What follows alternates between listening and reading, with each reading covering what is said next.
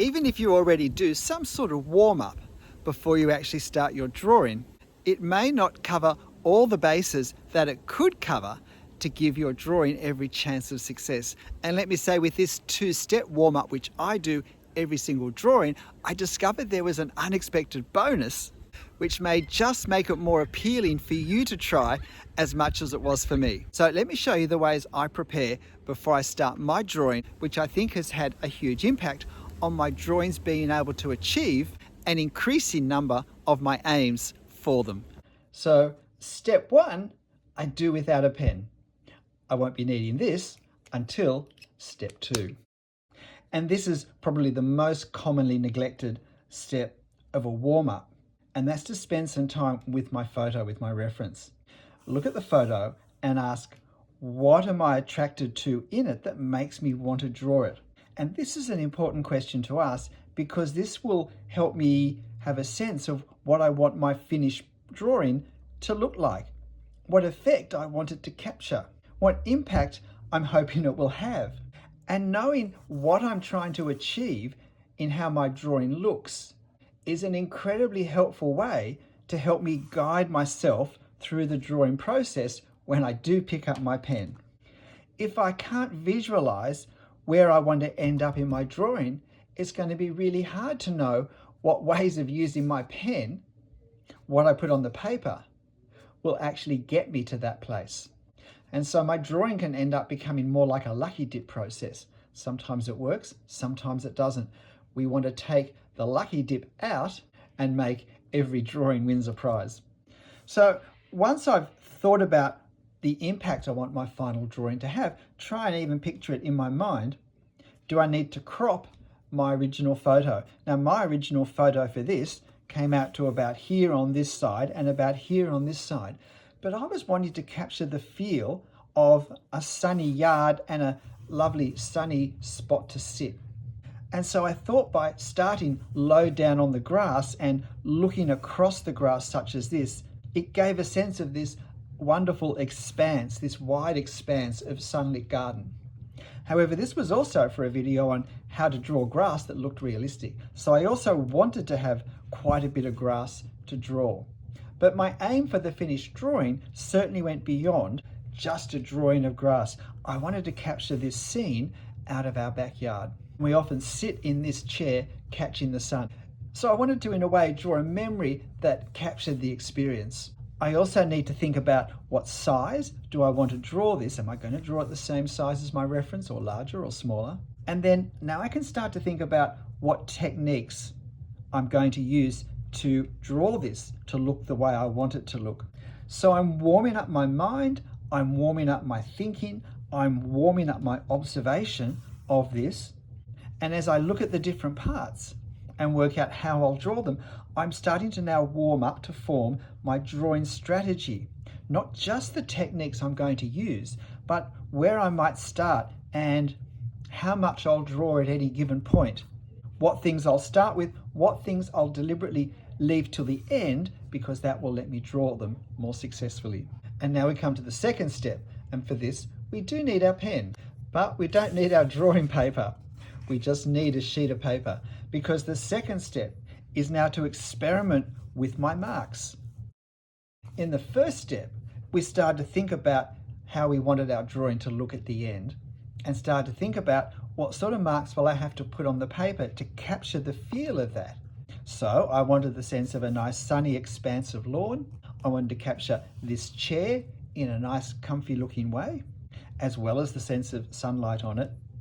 And because this was a video on drawing realistic grass, I also wanted to draw some grass that looked realistic, not just up close, but how we might capture the effect of grass from very close in the foreground to the distance.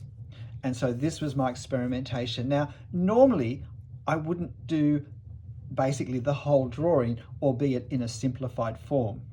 I would just work on parts of it. But because this subject is so simplified, I found that in 3 or 4 minutes, I had actually, in a sense, experimented with the overall look, with the exception of doing the dark hatching up the top. But I didn't need to, if you like, rehearse that or practice my technique for that, because I was very confident of that. So we're not necessarily doing the whole drawing, and more commonly, I would just do the elements that I thought might be most difficult to capture, or where I'm not sure if my technique will work, or if I'm not sure whether the pen I think I'll draw it with is the right pen, or whether I might need to go finer or heavier. So all of these things I explore with this mark making. And if you're finding this helpful, please hit the like button for me. Here's the bonus, and this is a benefit that I've realized I've got from this two-step warm-up process that I do. By starting with this, it actually helps me to start, because there's no pressure with this. This isn't my finished drawing. Nobody's going to see this at the end. This is for experimentation. There's every chance I'll do the next drawing's experimental mark making here or across the center. So because there's no pressure, it's so easy to start. It's so easy to have a pen in my hand and be putting ink on the paper. And if you're someone, as I am, who can sometimes procrastinate incredibly for no real reason at the start, it's very helpful to just be able to start quickly and easily. But then after the 3 or 4 minutes I spend on this, now I have confidence in my mark making. I have confidence in what I'm doing. I'm clearer where I'm starting, how I'm progressing, that my strategies are going to work, and I have warmed up my hand-eye coordination and all of these things. And so now, with this confidence in place, I can actually start my actual drawing quite easily and without any procrastination after I've done this. So if procrastinating actually starting your drawing is an issue, then maybe my two-step warm-up will actually have the added bonus for you as well that I had for me.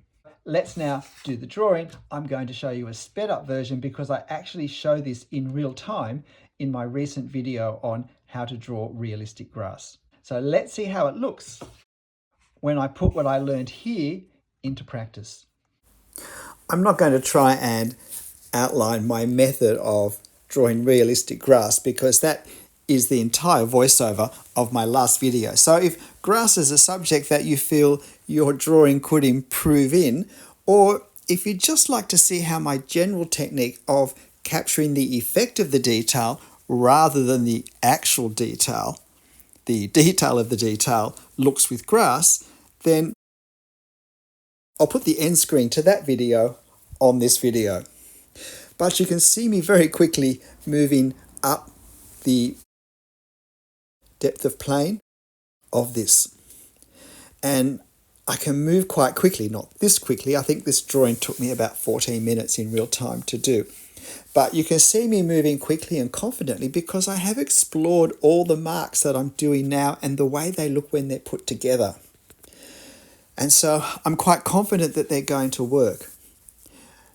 I've also done, if you like, a quick test run of drawing this large wicker chair and even played around a little with the effect of this netting over a small vegetable patch where we grow a few lettuces and summer greens that we can just pick for our salads. And now I do the part that I didn't actually do in my mark making experimentation because I didn't need to. It's the sort of thing I do a lot.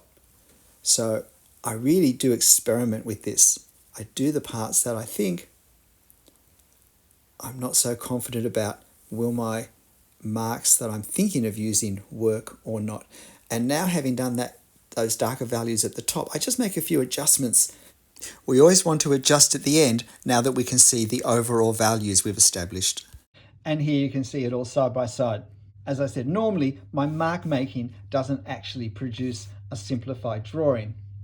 But in this case, because the whole thing is so simple, it actually did.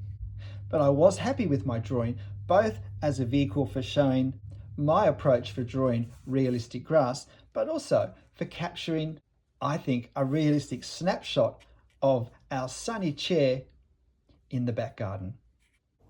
G'day, I'm Stephen Travers.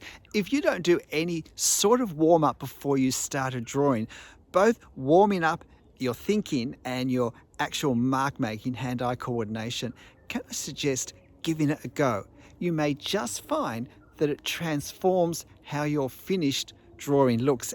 And if you ever have issues with procrastination, you may find that it actually eases you into the water, so to speak, much more easily than just trying to jump straight in, starting the final drawing. But hey, in the end, however you draw, whatever method, whatever warm-up you do or don't use, make sure you have fun. I'll see you next time.